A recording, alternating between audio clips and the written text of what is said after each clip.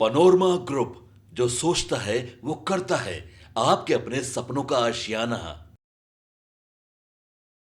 नमस्कार। आप देख रहे हैं भारत लाइव और मैं हूं शिवांगी आपके साथ। दोस्तों, इस वक्त अगर बिहार की बात करेंगे तो बांकीपुर उपचुनाव की ही बात होगी। दरअसल पटना की हाई प्रोफाइल बांकीपुर विधानसभा सीट पर हो रहे उपचुनाव ने बिहार से लेकर दिल्ली तक का सियासी पारा सातवें आसमान पर पहुंचा दिया है। जब से स्कूटनी यानी पर्चों की जांच की बात सामने आई थी, तब से अफवाहों का बाजार गर्म हो गया है कि क्या किसी बड़े उम्मीदवार का पर्चा रद्द हो जाएगा। वहीं जो इस मैदान के पीछे जो इनसाइड स्टोरी चल रही है, उसने कई नए राज खोल दिए हैं। आखिर बीजेपी की इंटरनल प्लानिंग क्या है? आरजेडी की इस रहस्यमयी चुप्पी के पीछे का असली खेल क्या है? और प्रशांत किशोर ने आखिर इस अजय गढ़ को ही क्यों चुना? आज हम इन्हीं सब बातों पर चर्चा कराएंगे। हमारे साथ बाबा जुड़े हैं। बाबा, आपका बहुत स्वागत है। धन्यवाद शिवांगी। बाबा, बांकीपुर में इस वक्त जो सस्पेंस बना हुआ है, उसने सबके सांसें रोक रखी है।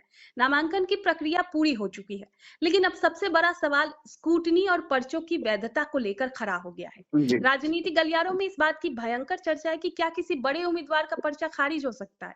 तो बाबा, इस स्कूटनी के पीछे क्या खेल चल रहा है? क्या वाकई किसी का नामांकन रद्द होने के कगार पर है, या फिर ये सिर्फ विरोधियों की तरफ से फैलाया गया प्रेशर गेम? देखिए शिवांगी, ये तो सीधे-सीधे चुनाव आयोग से जुड़ा हुआ मामला है और हम्म। जब नामांकन दाखिल होता है तो उसमें बहुत सारी बातें होती हैं, मौका दिया जाता है अपने पेपर्स जमा करने के और जो जानकारियाँ दी जाती हैं उम्मीदवारों के द्वारा वो जो जानकारी है वो वैध होनी चाहिए, सही जी। होनी चाहिए। इसको लेकर के फिर उम्मीदवारी तय की जाती है और उन्हें चुनाव लड़ने की अनुमति प्रदान की जाती है। जी। तो ये सारी प्रक्रिया तो चल ही रही है, लेकिन इसके साथ-साथ कल वीना मानवी ने जो बात और जो संशय पैदा कर दिया है कि उम्मीदवारी रद्द की जा सकती है, इसके लिए अलग-अलग तरह से साजिश चल रही है। हालाँकि हम इस हम्म। बात पर भरोसा भी नहीं करते हैं, विश्वास भी नहीं करते हैं। जी। जो वैध है वो वैध है और ये एक संवैधानिक संस्था है, चुनाव आयोग, जो कि इस तरह के चीज़ों को करती है। ख़ैर, इन सारी बातों के साथ-साथ अब जो सबसे बड़ा सवाल आपने पूछा कि आखिरकार प्रशांत किशोर ने बांकीपुर को ही क्यों चुना? हम्म। देखिए जो हम लगातार इस बात की चर्चा कर रहे हैं कि बांकीपुर विधानसभा सिर्फ एक विधानसभा सीट नहीं है। बांकीपुर को इसलिए चुना गया कि जहां वर्षों से भाजपा का मजबूत आधार रहा है। इस जी। फैसले के पीछे ये स्पष्ट नजर आ रहा है कि राजनीतिक संदेश देने की एक कोशिश है प्रशांत किशोर की।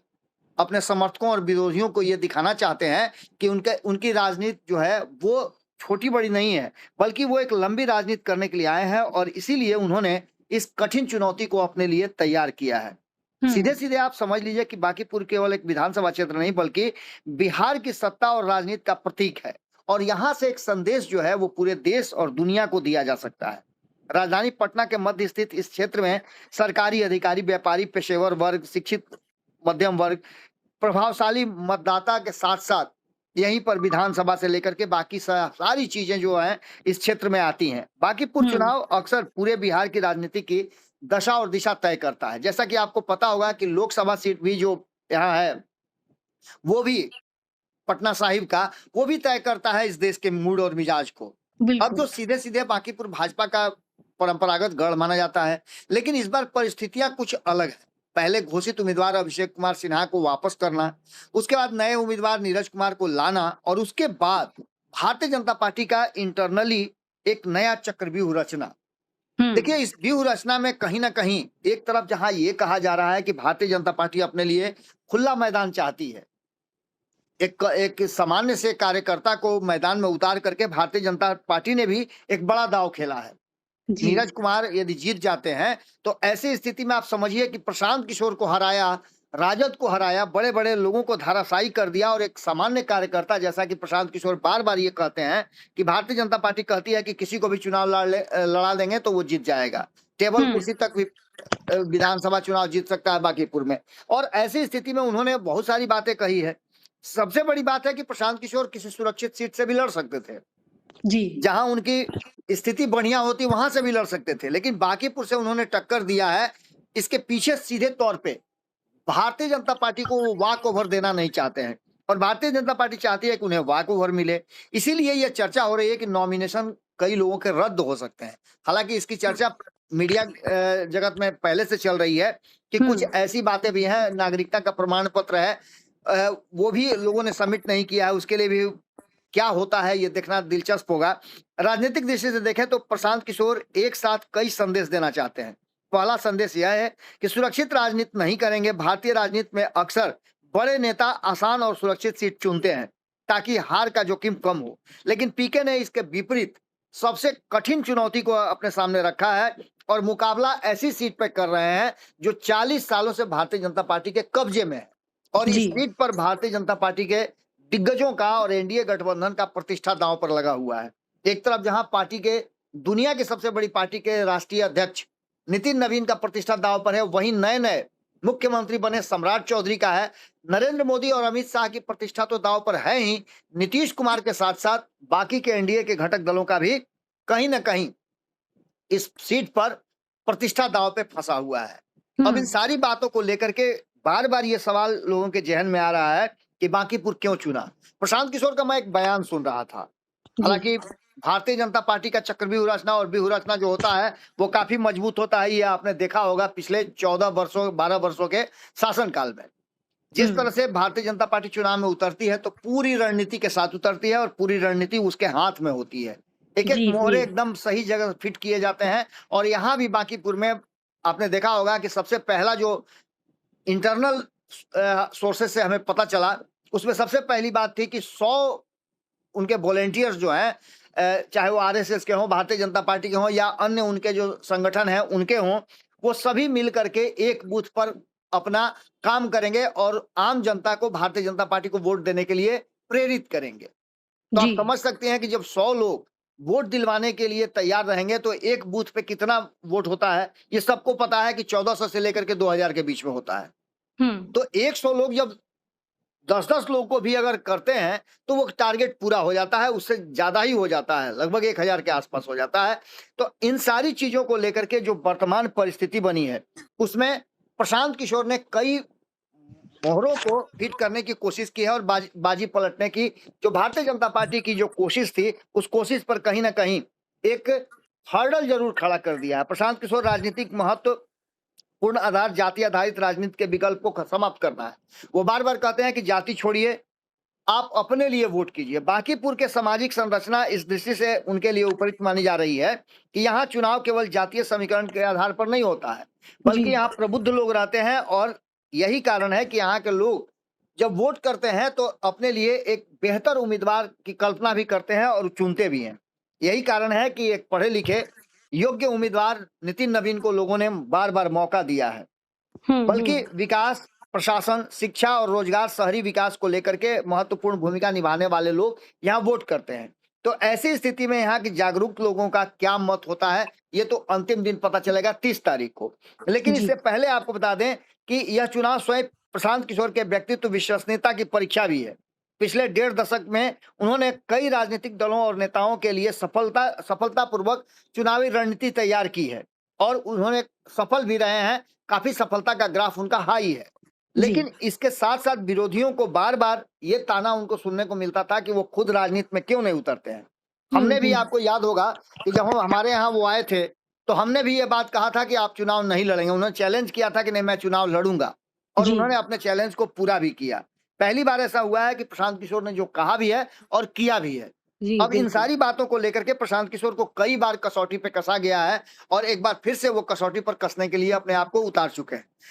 इन सभी बातों के साथ साथ उनकी सीधी लड़ाई भारतीय जनता पार्टी से और भारतीय जनता पार्टी रात भर मीटिंग करने के बाद कहीं ना कहीं कुछ नए रणनीति पर काम कर रही है, जिसमें एक जो संशय पैदा किया वीना मानवी ने कि नॉमिनेशन रद्द किया जा सकता है और सिर्फ उनका ही नहीं और कई लोगों का, क्योंकि उनको कल गिरफ्तार भी किया गया था। उन्होंने तो ये भी आरोप लगाया है कि उन्हें नॉमिनेशन नहीं करने देने के लिए सारी रणनीति बनाई गई थी, लेकिन वो सुबह में ही जाकर के नॉमिनेशन करने के लिए बैठ गई थी। इन सारी बातों को लेकर के प्रशांत किशोर का मैं बता रहा था कि मैंने एक उनका बयान सुना है जिस बयान में उन्होंने कहा है कि वो 10 साल तक बिहार के लोगों को समझने समझाने के लिए आए हैं।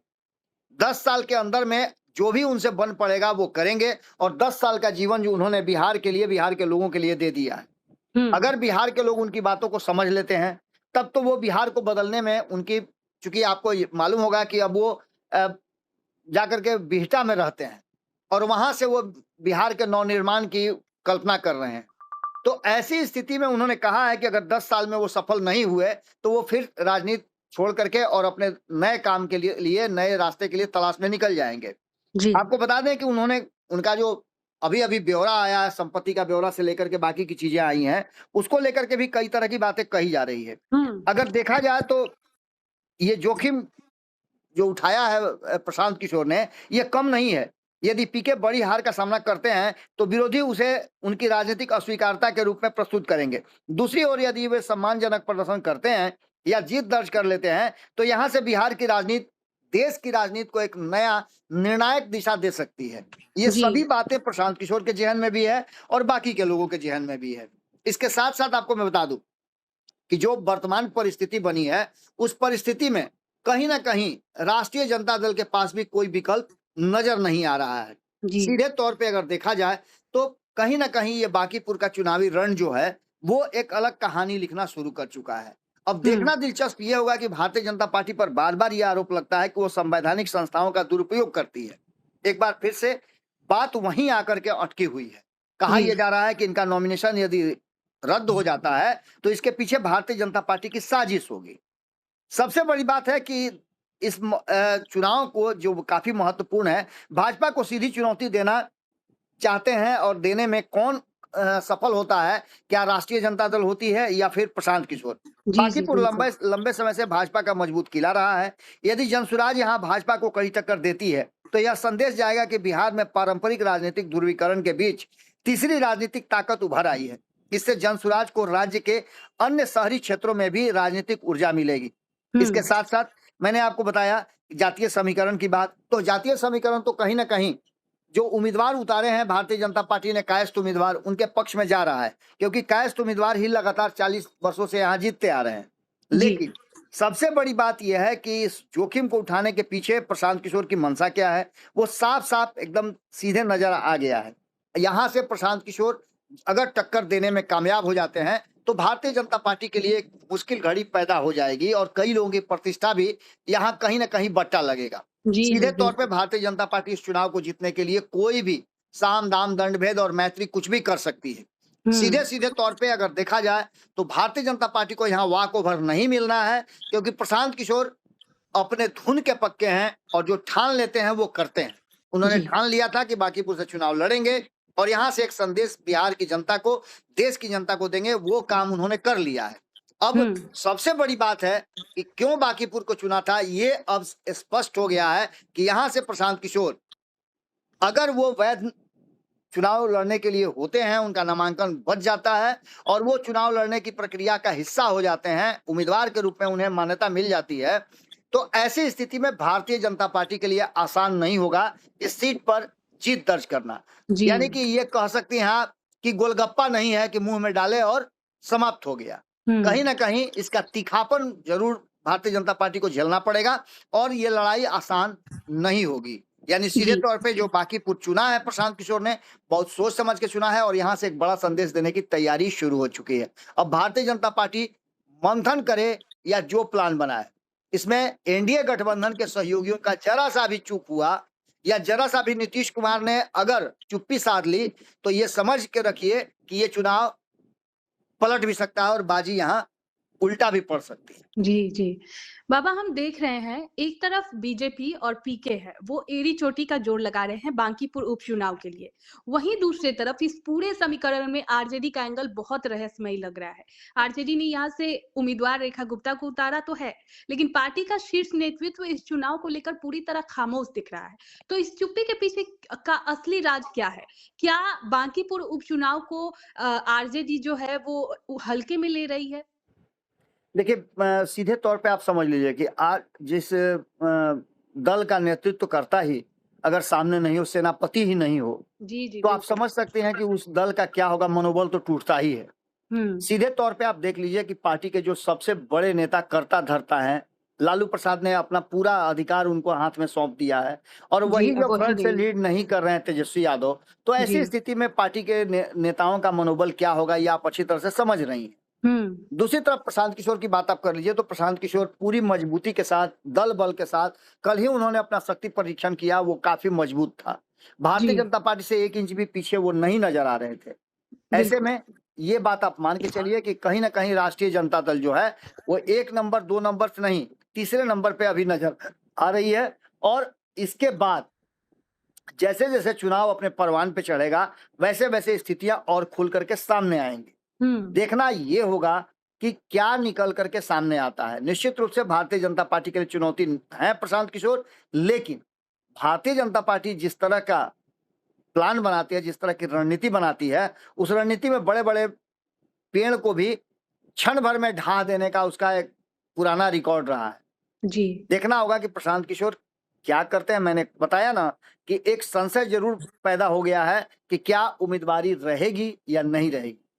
अगर उम्मीदवारी नहीं रहती है तब तो मैदान ही साफ है, अगर उम्मीदवारी रहती है तो निश्चित रूप से प्रशांत किशोर में ही लड़ाई होगी। ये बात भी साफ साफ नजर आ रहा है, क्योंकि जब मैदान में उतर करके ग्राउंड जीरो पे जाकर के हमारी टीम बात करती है तो जो राजद के वोटर हैं वो भी इस बात को कह रहे हैं, एमवाई समीकरण के लोग भी कहते हैं कि एक प्रयोग करने में, एक बार आजमाने में कोई हर्ज नहीं है, क्योंकि मुकाबला तो भारतीय जनता पार्टी से है और भारतीय जनता पार्टी को रोकने से है। तो इसको लेकर के कहीं ना कहीं इस बार राजद जो है वो बैकफुट पे जरूर नजर आ रही है। जी, बहुत-बहुत शुक्रिया बाबा आपका।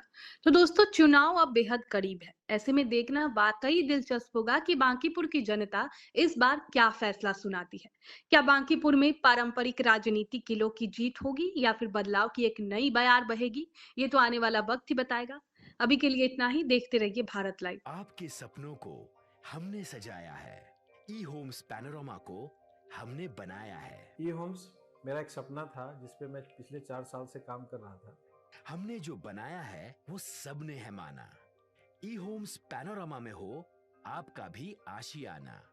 और फाइनली हमने 2021 में इस प्रोजेक्ट को लॉन्च किया। बहुत लोग अप्रिशिएट कर रहे हैं कि पूर्णिया जैसे शहर में, बिहार के, एक तो बिहार की बात करें उसमें भी पूर्णिया जैसे छोटे जगह में इस तरह का लाइफस्टाइल देना, ये सुन के हम लोगों को बहुत अच्छा लगता है। ई होम्स में हमने कुछ और भी किया है, जैसे हम जिस जगह में रह रहे हैं हमारे फैमिली सिक्योर हो, उनको सिक्योरिटी का ध्यान में रखा है।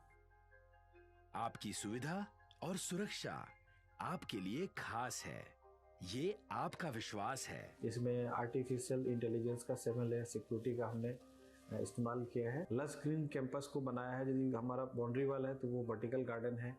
ये जितनी भी फैसिलिटी होता है एक इंटरनेशनल टाउनशिप में ई होम्स है, ये हम लोग विश्वास नहीं कर पा रहे हैं। जो भी हमारे मित्र, दोस्त या जो भी हमारे बाहर के बाहर आते हैं तो हम लोगों को बहुत अच्छा सुनने को मिलता है और बहुत अच्छा क्रेडिट मिल रहा है। वो सारा हमने सिर्फ एक बिल्डिंग नहीं बनाया, हमें एक बहुत अच्छा लाइफस्टाइल दिया ई होम्स में, और मेरा एक सपना था जिसको मैं आज फुलफिल होते हुए देख रहा हूँ। ये आपका आवास है। ई होम्स पैनोरामा में अब आपका निवास है। E homes Panorama, luxurious lifestyle redefined. Panorama group, जो सोचता है वो करता है। अगर ये वीडियो पसंद आई और वह बिहार के राजनीति और बिहारियत से सरोकार रखेनी तो सब्सक्राइब बटन दबा के चैनल के सब्सक्राइब कर ली। ओजे एगो घंटी बा, ओकरा बटन दबा देला से कुल सटीक और मारक खबर रुआ मुफ्त में मिल जाई। अगर रुआ पत्रकारिता के हमनी के नया प्रयोग में सहयोग कर चाहतानी तो ज्वाइन बटन दबा दी। पेटीएम नंबर नोट कर ली 9386816700।